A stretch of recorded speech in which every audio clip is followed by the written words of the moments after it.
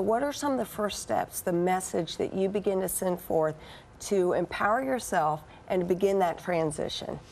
Well, first of all, you mentioned the word debt, and nobody knows more about debt than I do, because I owed billions and billions of dollars.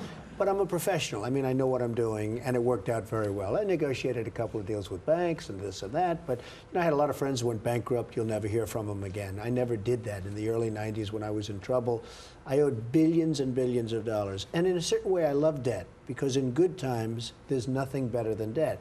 In bad times, it comes back to bite you. So we talk about debt, we talk about the assets and the liabilities of debt, and generally speaking, it's a liability, especially if you're not a really skilled professional.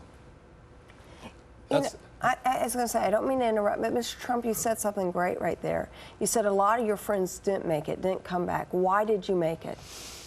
Well, I think because I never, ever quit. I don't give up. And, you know, you have to be born with something. God has to have blessed you with a good brain. I mean, there are a lot of people, when I make speeches, I start off by saying most of you shouldn't be in the room because most of you won't be entrepreneurs. And the people that I'm doing that speech for, in this case, the learning annex, because we do a lot of tremendous, we have 15 and 20, and even in one case, 64,000 people showed up in San Francisco for a speech that both of us did. And so we have tremendous crowds.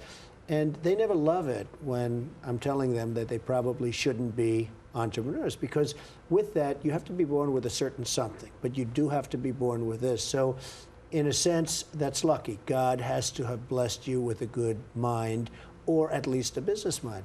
Now, that's not to say that that's everything, because I also know people that aren't that smart, but they're very happy people. They have great families.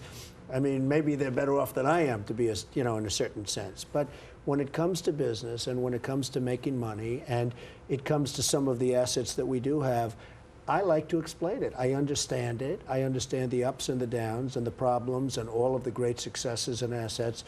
And I like to explain it. And that's really what we've done in the book. And I think we're going to make a lot of people a lot happier.